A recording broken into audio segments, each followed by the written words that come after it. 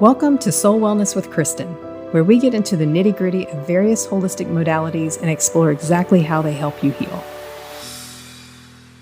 I'm your host, Kristen, and I invite you to join me on this enlightening expedition where we explore the connection between mind, body, and spirit. In each episode, we'll talk in depth with holistic providers, medical professionals, therapists, and healers. Our goal is to empower you with knowledge, inspire you with stories of resilience, and provide practical tools that you can integrate into your daily life. So, find a comfortable space and join us as we explore the multifaceted world of holistic wellness. Get ready to learn how to improve every aspect of your life and simply feel good. The adventure begins now.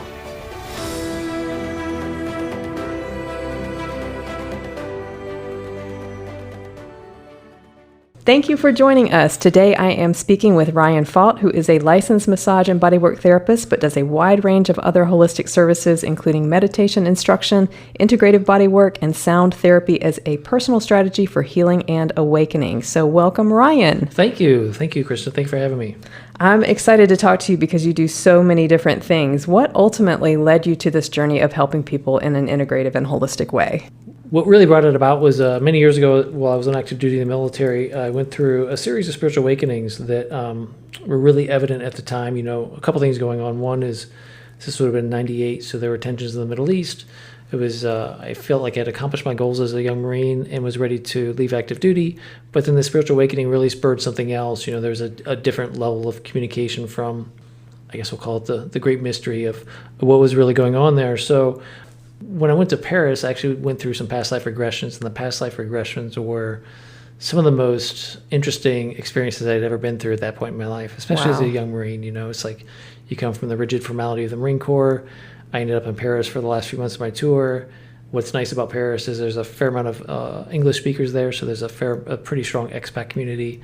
And they were selling advertisement for past life regressions, and that's sort of how things unfolded in that. From you that were direction. Just curious. I was really just curious, and I would say for past life regression, that's sort of the key there is to not. You don't really know what to expect going into those, right? So to not really like have super high expectations, coming from that place of curiosity, and it really helped because it was like it led to even more questioning and more of a spiritual inquiry and karmic inquiry on the way things are, I guess. Okay. So I came back from home from overseas, was unsure of what I wanted to do. Although, long story short, I met my first spiritual family and was really introduced to a group of women healers. So that's really where my first inclinations towards hands-on healing comes from. That's fantastic. And then you started the education process. Well, at the time I was a glass major. I was a fine arts major at Kent State University. And I was like, what's the right way to put that? Really uncertain if a fine arts degree was the way I should go. So I actually left school early to become a massage therapist, thinking, well, I already have this healing background. I know I want to go in this direction, so I should go get a license so I can take clients and go from there. Okay. You offer a lot of different holistic modalities. What does a typical session with you look like as far as assessing the client and determining what they need? Do you do an initial consultation and kind of get a feel for what direction you're going to take the healing process? I'd like to have that one-on-one relationship where it's slowed down, where I have an opportunity to get to know someone and get an understanding of what's happening with them, both spiritually and physically. Currently, I'm seeing veterans who are covered under the Veterans Community Care Network. But if a regular person were to come off the street, a regular patient, I found that they're coming to me from a meditation background and more maybe of a karmic inquiry again.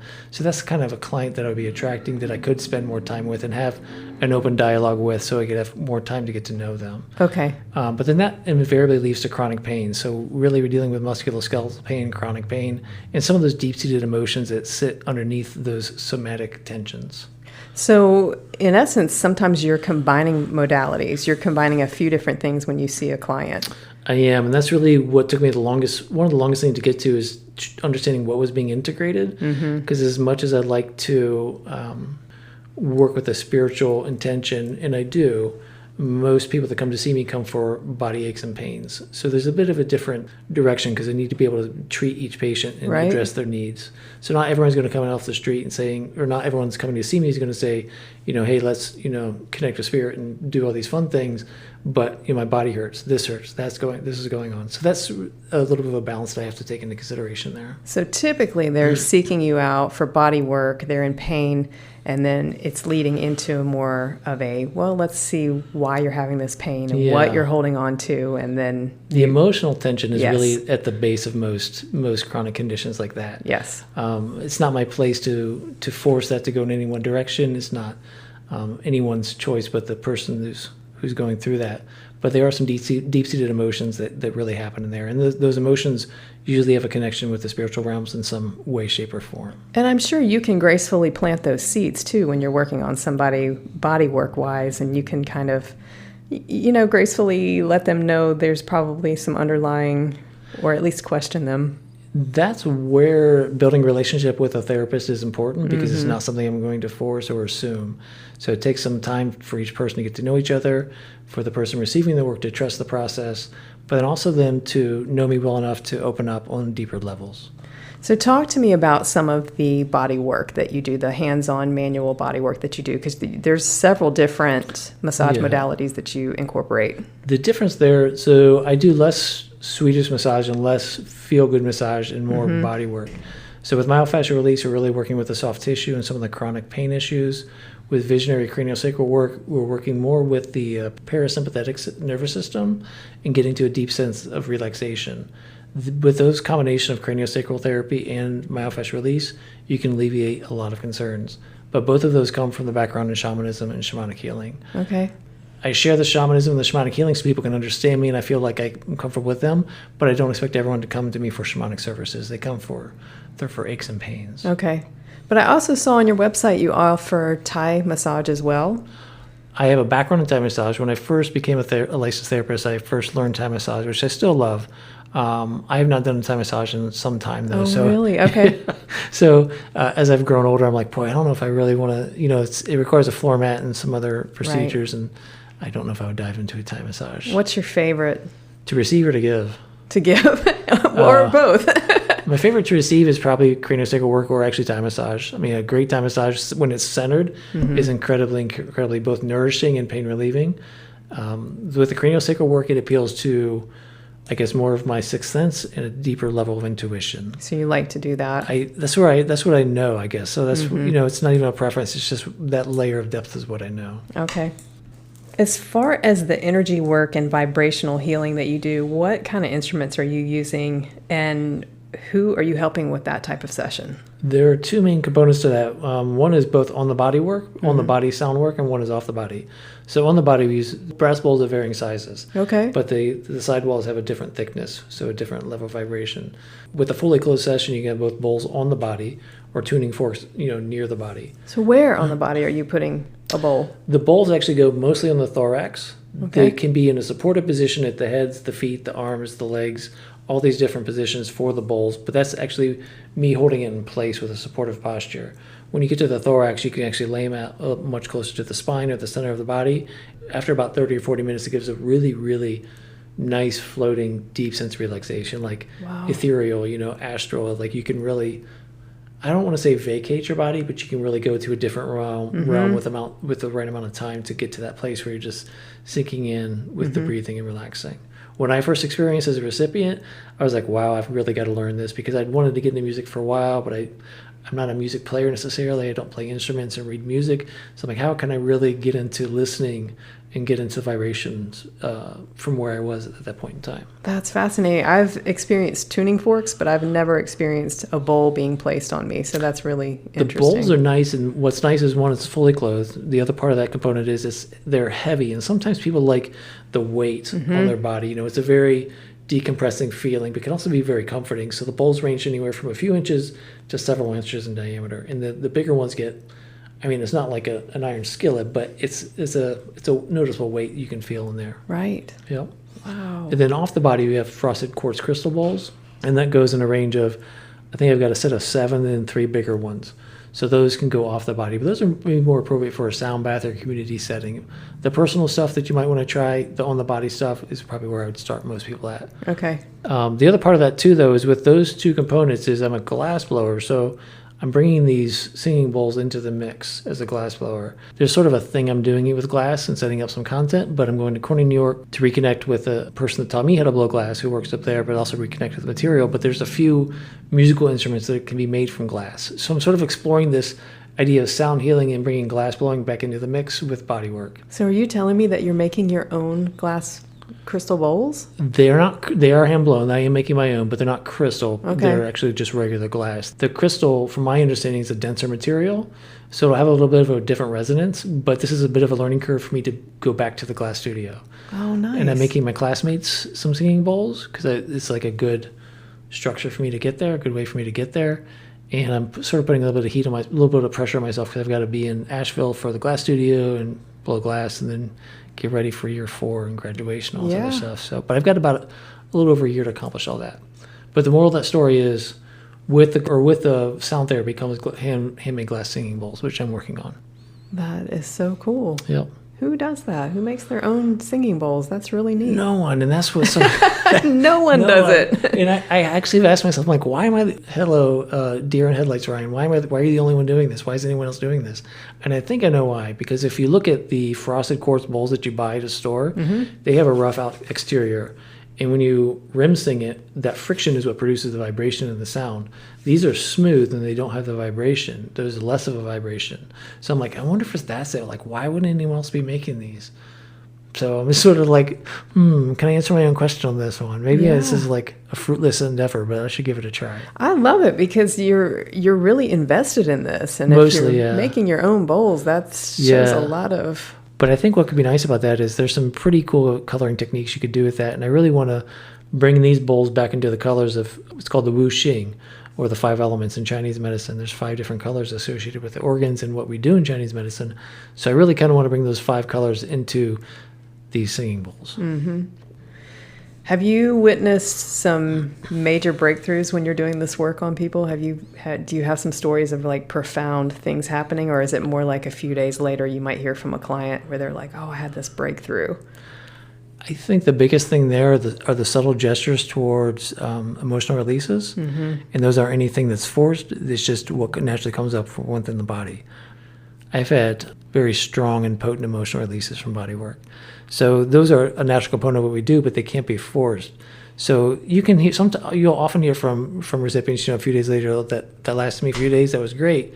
But a lot of times in the session, 20 minutes in, tears it might be bubbling up just a little bit. But that's also part of the body's memory. That's also part of the emotional context of living in your body, Yeah. Is releasing those repressed emotions and not forcing them. The thing with that, though, is sometimes the body can release and there's no memory on your behalf of it. There's nothing attached to it. It's just a release. Isn't that amazing? Mm-hmm. It's amazing what the body holds on to. Definitely. It always blows me away. And that deeper somatic work, that stuff that takes time to get to, that stuff that takes trust, and that stuff that takes like this really slow, methodical, deeper layers of relaxation is where that tension is held. And a lot of times see that stress manifest in chronic conditions and pain symptoms, right? And sympathetic and responses, things like that. How often does a client see you when they're working through some things? Does that vary?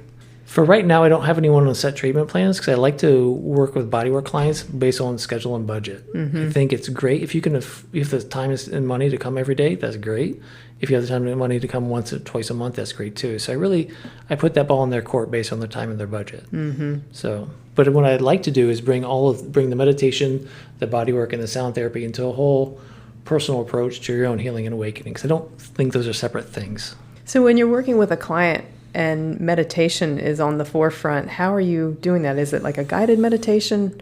So I have come from background in Zen Buddhism, and I don't teach Zazen, which is a typical standard style of meditation, just because I'm not actually a Zen Buddhist.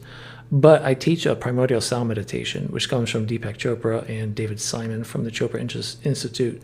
And what's nice about it is it uses your own internal vibrations. You have your own personal mantra assigned, and you have your own internal vibrations that you really let come and go as they need to. I mean, you use it as a focusing mechanism, right. Use it as mental anchor, but then they come and they go, and you get lost in your thoughts. And without forcing your judgment, you just come back to your breathing. So it's just a mechanism to focus on to bring that shift about. And do you give the client the mantra? The mantra is assigned, so it's based on Vedic principles. So based on your birth date, time, and location, in the Vedas, this goes into a lunar cycle, but it goes into the vibrations the universe was making at your place, time, and date of birth. So once that's underway, I plug your information into a computer, and it produces your mantra. Your own personal bija mantra is actually what it's called. Wow, that's so cool. Is it usually quite short, or is it long? It is. The one that can be publicly shared is, there's a component to this, so I'll share the first section first is Om Bija Namaha. So Om Bija Namaha. That middle syllable is B-I-J-A, if you need a visual. So it's Om Bija Namaha. Then when we assign your personal mantra, the Bija, the seed syllable, is replaced with your own. Okay. But those other two components stay the same. Okay. So it just changes. And that's kept as a sacred component. That's kept to yourself. But the Om Bija Namaha you can use on your own.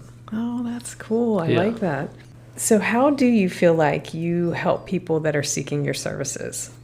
That's changed quite a bit since I've started studying Chinese medicine. One of the reasons I felt the need to return to Chinese medicine is to really be able to approach the patient from a different energetic barrier. I felt like with massage, it produces results, but I can only get to a certain point. But I'm like, they need more energy work. They need more specific stuff in both the spiritual realm and the physical realm. Is there anything new on the horizon for you? I know you're in school, so what's that about? So I'm actually a third-year student at a acupuncture school in Boone. There's two acupuncture schools in North Carolina. I go to Zhengdao, which is in Zhengdao School of Classical Chinese Medicine, which is in Boone. So I do have that. At the end of this year, at the end of our classes this year, we'll go be in all clinics the next year. And after that will be licensing. So I look forward to actually being able to work with both the muscles and soft tissue component and the energetic component. So there's that. That's sort of what's next on the horizon.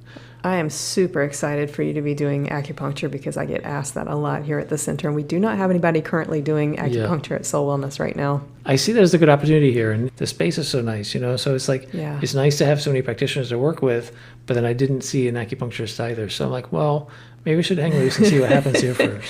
Yeah, that would be great to have that service here. It's definitely something I've dreamed of since day one. Yeah.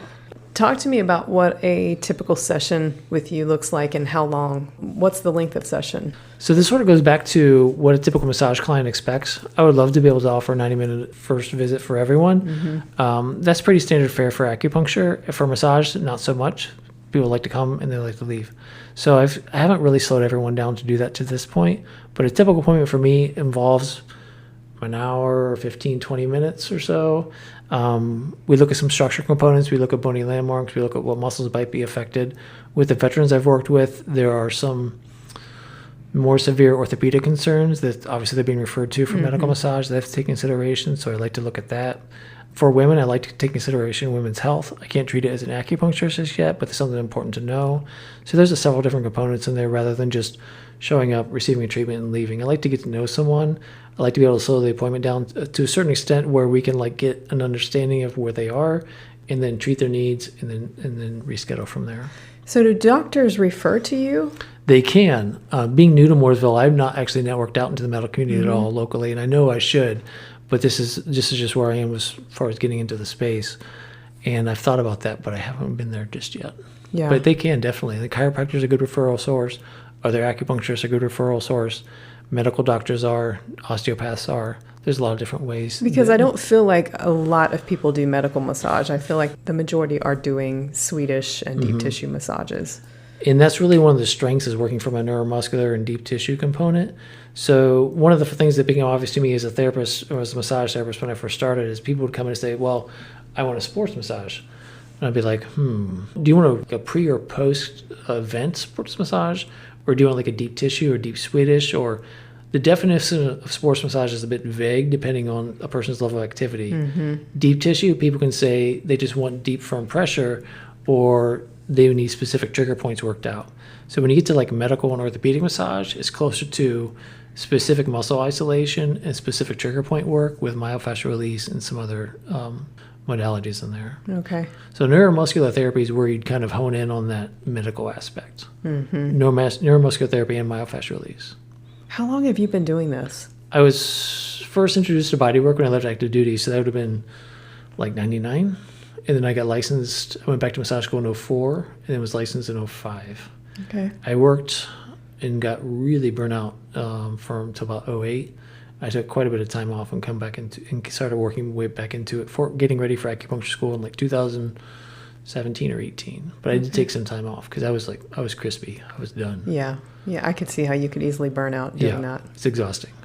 For sure. Because you're kind of taking on other people's energy too. You got to be really careful with that. When I first started into the intuitive realms, I guess I would say, it was obvious to me, like a lot of psychics or a lot of readers, they're pulling energy from people, but they're not always nourishing or reciprocating the energy. So it's real easy to, like you said, to just be drained because you're not nourishing yourself, but then you're also not sending the energy back. So I think there's an imbalance that can happen there between different energies of the body. Right.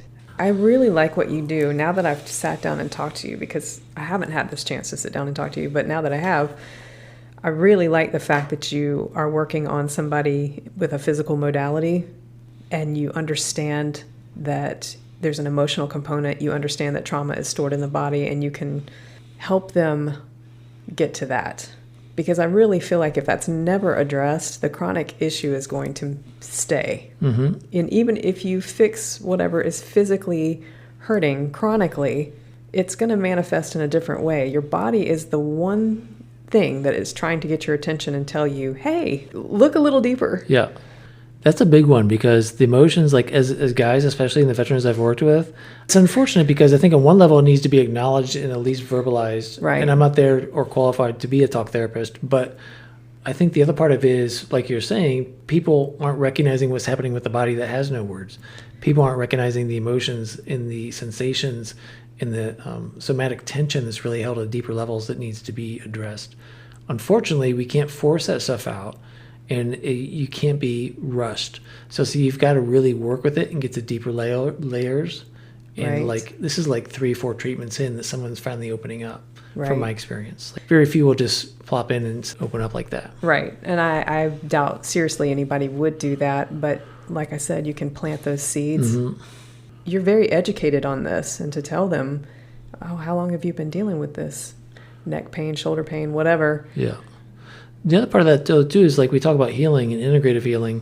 This is definitely what I've learned is the awakening is there. It's like when I first woke up, it became about previous incarnations, and then that becomes about healing, and that takes you a different layer of awakening.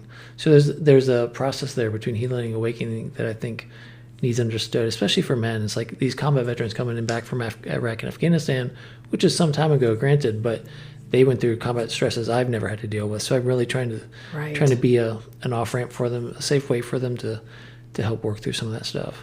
And it's good that you have the understanding.